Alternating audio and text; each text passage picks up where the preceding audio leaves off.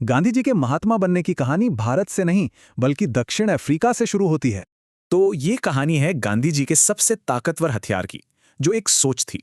साल 1893 एक 23 साल के वकील दक्षिण अफ्रीका पहुंचे। वो खुद को एक ब्रिटानी मानते थे, पर वहां उनका सामना हुआ नस्लीय भेदभाव से।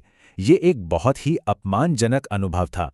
गांधी जी समझ गए थे कि अब एक बिल्कुल नई रणनीति की जरूरत है, एक बड़े बदलाव की।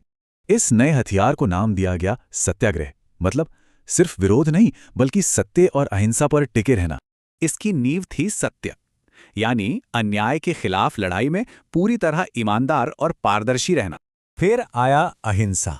ये कमजोरी नहीं बल्कि एक ऐसा हिम्मत भरा प्रतिरोध था जो बदले की भावना को खत्म कर दे। और तीसरा था सादगी। सादा जीवन जीने से बाहरी दबावों से आजादी मिलती थी। तो इस सोच को असल में कैसे अपनाया गया? कुछ साफ और अनुशासित तरीकों से, बिना किसी हिंसा के। इसकी पहली बड़ी परीक्षा हुई 1906 में, और यहीं से शुरू हुआ एक लंबा संघर्ष। इस भेदभाव भरे कानून के खिलाफ पूरा भारतीय समुदाय एक साथ खड़ा हो गया, अंजाम भुगतने को तैयार।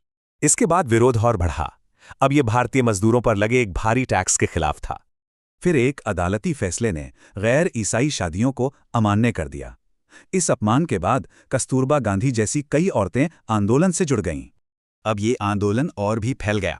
हड़तालों और मार्च से सरकार पर दबाव बढ़ने लगा। दुनिया अब इस नए तरह के प्रतिरोध और इसके लीडर की ताकत को पहचानने लगी थी। पूरे 21 साल बाद इस लंबे संघर्ष से एक बड़ी कामयाबी मिली। गांधी जी के तरीके अब पूरी तरह तैयार थे। आखिर में एक समझौता हुआ। सरकार को आंदोलन की मुख्य मांगों के आगे झुकना पड़ा। दक्षिण अफ्रीका वो जगह थी जहां गांधी जी ने लोगों को एकजुट कर उनकी ताकत का सही इस्तेमाल करना सीखा। एक वकील अब महात्मा बन चुका था, और वो इस सीख को एक बड़े संघर्ष के लिए भारत ले आए। उनकी सोच यही सिखाती है कि असली बदलाव बाहर नहीं बल्कि अपने अंदर से शुरू होता है। आखिर में उनकी जिंदगी हम सबके सामने यही सवाल छोड़ जाती है,